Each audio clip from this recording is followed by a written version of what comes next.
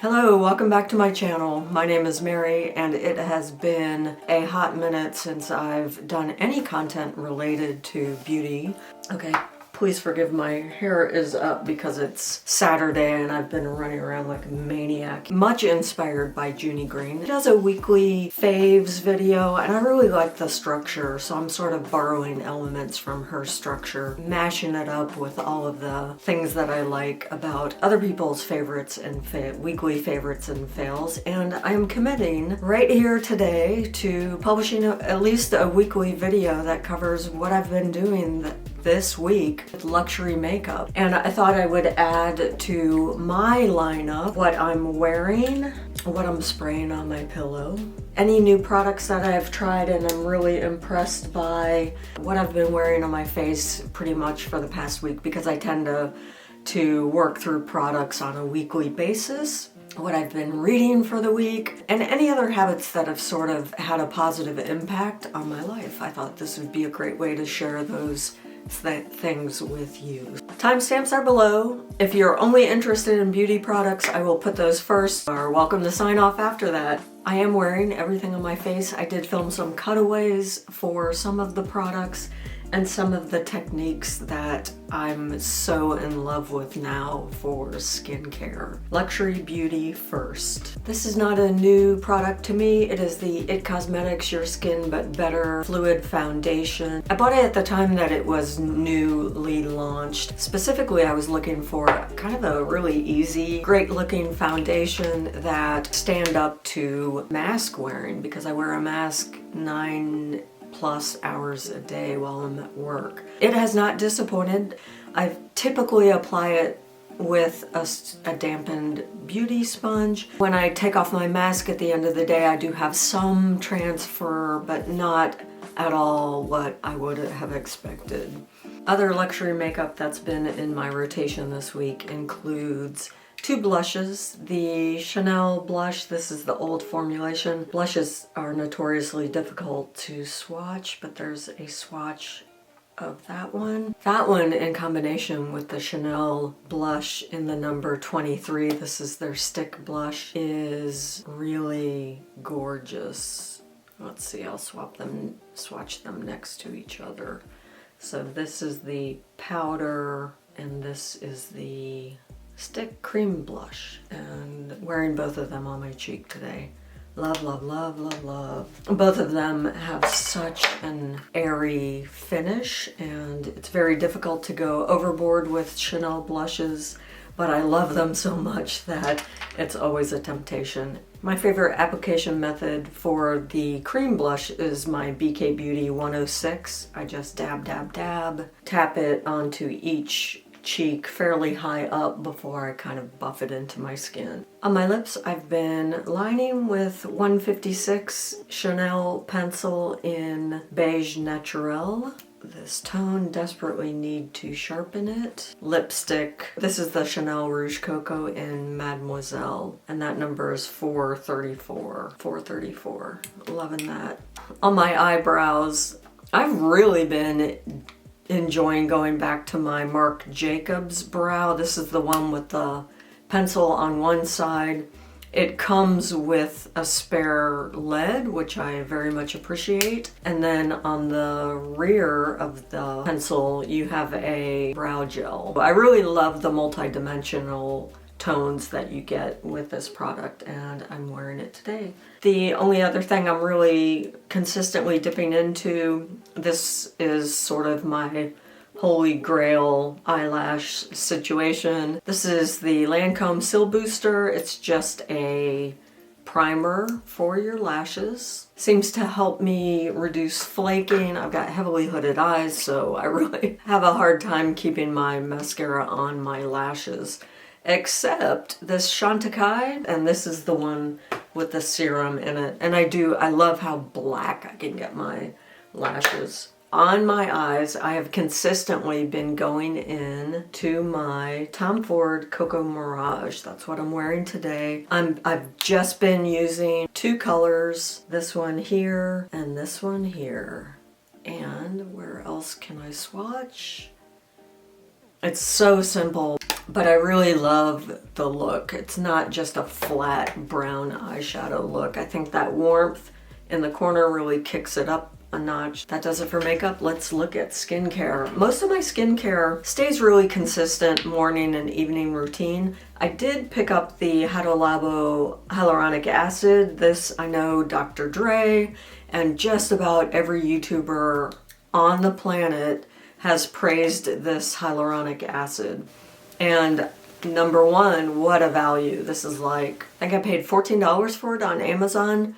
The next time I purchase it, all I need to do is purchase the refill pouch, which is very conscientious of them. It's a Korean skincare brand, and I did shoot a little B-roll showing you how I apply it. I basically add my other morning serums or evening serums to this as a base and then put it all over my face. Also in skincare is a method that I've sort of stumbled on. I didn't pick this up from anywhere. That doesn't mean other people haven't posted something similar, but the way I've been using my facial sprays, and this one is sadly almost gone. This is the Chantecaille Rose Mist, and I do very much enjoy it, but it is super bougie and I'm not going to repurchase it because I have a backup of the one that I love. And the one that I love, still in its little packaging, is the Timeless Rose Spray. They're very transparent with their active ingredients, which you cannot necessarily say of some of the bougie high-end luxury skincare items. This is the Timeless HA spray, and this is the one with Matrixyl 3000. So the way I've been applying this that's so mind-blowingly effective on my skin, after I go in with those serums in the morning, I spritz myself with the facial spray, and then immediately while my face is still wet, I apply my daytime moisturizer. So that does two things. The first thing I'm after with that is applying moisture immediately on top of that hyaluronic serum cocktail that I have just applied to my face. So I've got the serum cocktail, hyaluronic acid draws moisture toward it, both from inside your skin and from the air. So that layer of hyaluronic acid is now trapped under an occlusive moisturizer, which currently is, I'm using up my Ren Evercalm. I'm about halfway through. I do enjoy this one. It seems to be working. I let that sit on my face for about 15 minutes and absorb and kind of equalize. And then I've been going in with my current favorite sunscreen, which is the Maylove the Sun Protector. Okay, that's it for skincare. We're gonna be going through fragrance next. My go-to fragrance for this past week has been the Diptyque Oyedo. This is a yuzu-based scent. I will put the flavor profile on the screen for you, but this is such a sweet, sweet orange rind, and God, I love it. It is wonderful. I'll show you what I've been doing on my pillow too. I've got some Jo Malone sample sizes of some of their iconic scents, and in the evening I've been spritzing my pillow with those 5 minutes before I go to bed, and that has just been such a tranquil way to transition into bedtime. I really have loved that. For other kind of personal care, I've had this for about 3 days, morning and night. I dip my toothbrush into this dental activated charcoal and brush my teeth for 2 minutes with. And I got this idea from a booktuber, Noelle Gallagher. I'll link her video below if you're a reader. She is fantastic. The other aroma that I've really been wanting to share with you all, I purchased 2 of the Pura devices. Now, quite honestly, I bought the second Pura diffuser intending to use it in my classroom because I currently have a wax melt, and this poor student, I don't know, it's on my desk, which well out of the danger zone in terms of having adolescents anywhere near it, but this poor sweet, sweet boy last semester got tangled up in his Chromebook cord and was flailing all over the place and yanked the cord, which yanked my little tower plug on my desk and he just covered his pants with hot wax, and thankfully it really, I'm very grateful it didn't burn him, but it ruined his pants. And I just felt terrible, so I was determined to find a different solution. Solution did not sadly work for me because, of course, Pura needs full access to a Wi-Fi network. Cannot have a third-party device use that network. So I've got one of my Puras right over here in my office and one out in the dining room.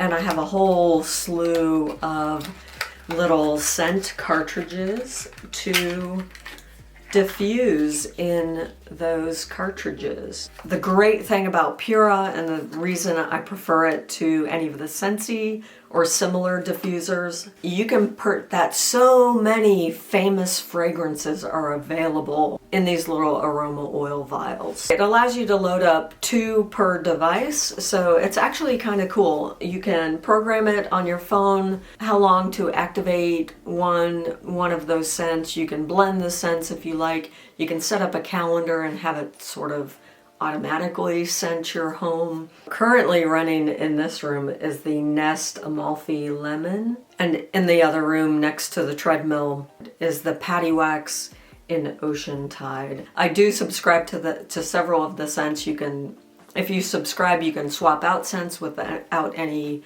penalty. I'm able to pick up those Ness fragrances for about $12 each instead of closer to $18 each.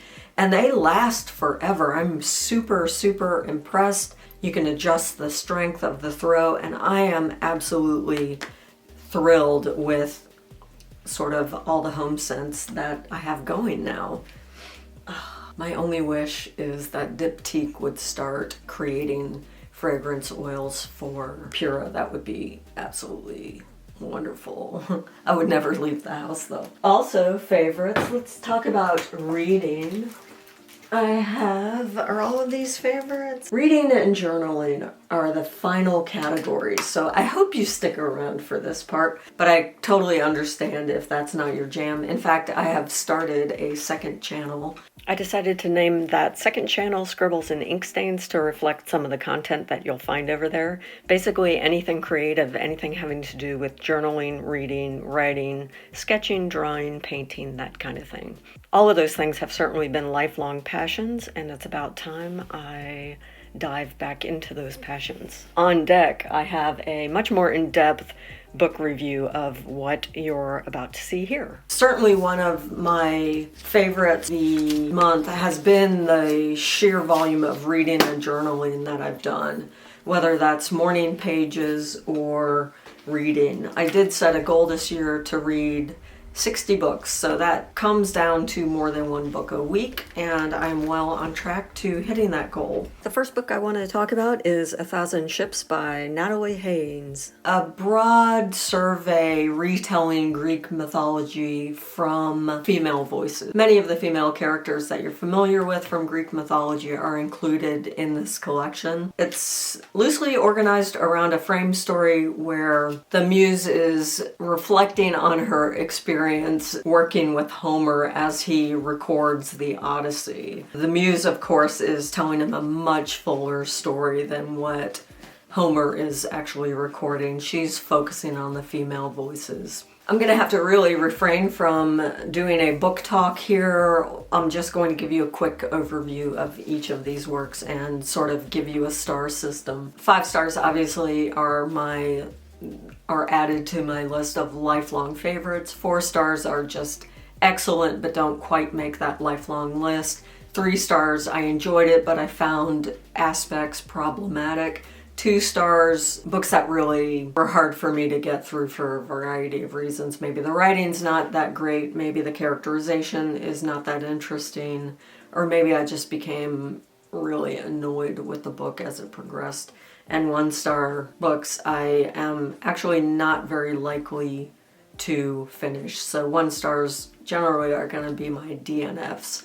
I would give 1,000 Ships 3 stars. Actually much more valuable to me in terms of if you're a writer and you read a book that just blows you away, sometimes you just feel like giving up the ghost and saying, I have nothing to say on this planet that could come close to what that author just did.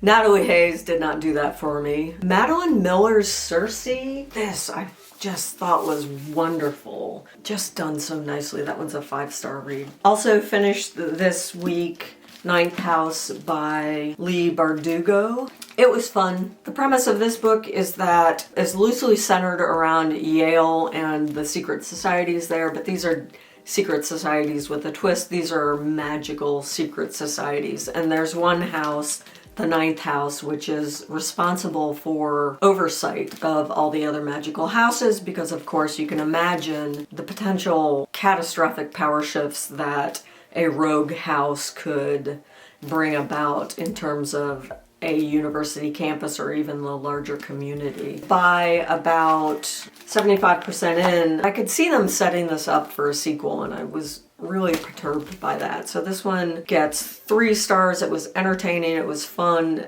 I am loving Lincoln in the Bardo. I will finish this weekend. This is set in a graveyard. The characters are ghosts. The time frame is Lincoln is in the White House and he has just lost his son. Son's ghost shows up in this graveyard, and the way it's written is just so eclectic and so wonderful. It's told from multiple voices of these ghost characters and from faux primary documents. The narrative structure kind of switches between these little faux snippets from letters written during that time, from bits of conversation at parties, that kind of thing, and from these absolutely surreal conversations that the ghosts have. Most children's ghosts don't hang around in the graveyard very long at all, but Willie is determined to hang around because he knows his dad is going to come and visit him. And indeed,